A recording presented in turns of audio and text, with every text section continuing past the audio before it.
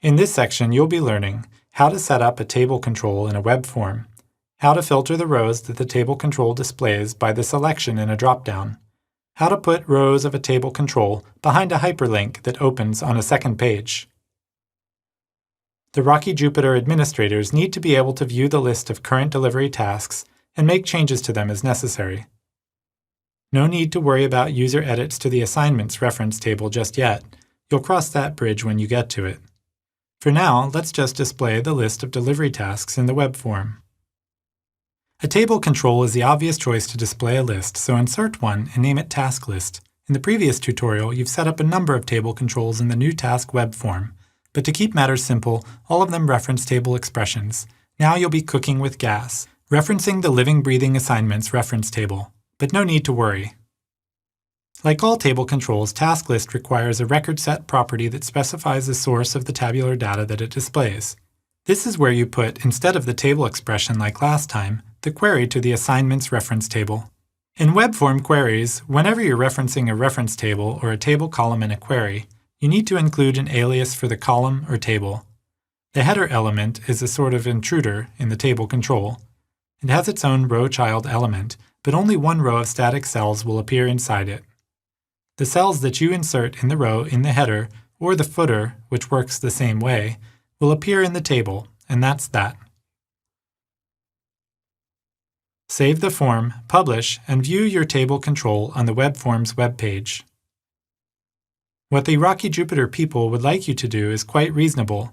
Let their administrators filter the list of deliveries by the driver they are assigned to, the client who ordered them, the type of container the cargo is to be shipped in, and the current status of the tasks. The most convenient way would be to have a drop-down list for each of these filter criteria. So that's what you're going to do. The assignments reference table that you bind into the task list only includes the driver's email addresses and not their names, so the list is much less informative and clear than it could be. You need to bind the reference tables that hold the complete list of drivers, including their names, into the task list table control, so that you'll be able to display their actual names. Your second task is to let the user filter the displayed results in the task list table by driver, type of cargo, client company, and task status. To do this, you'll have to replace the text view controls in the header with drop-down lists that are data-bound to the drivers, cargo types, and the client's reference tables respectively. Of these reference tables, only clients is actually new. Download its reference table declaration file and an input data spreadsheet that includes it from our tutorial pages.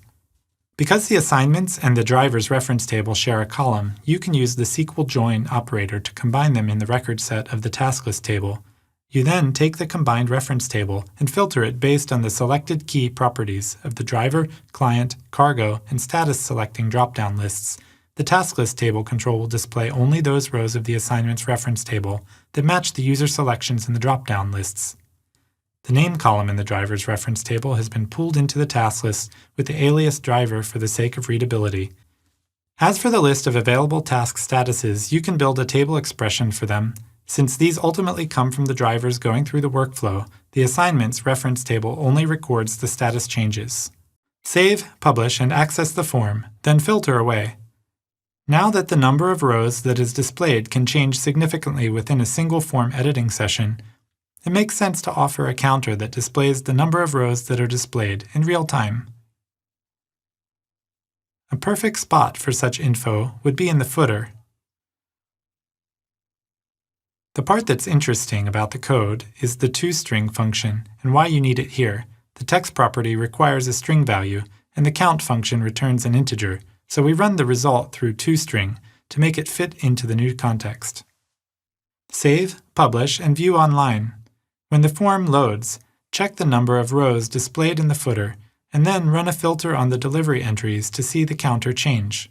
To save space and to help the user focus on the important bits of data, you can move parts of the table control, the least important parts to be sure, behind a link to a second screen. You might disagree, but I think the comments seem the least interesting here. So let's go ahead and put the comments column that the task list query returns behind a hyperlink. Save, publish, view. Granted, this move did not really save you too much space, but you can surely sense the possibilities in the pop-up.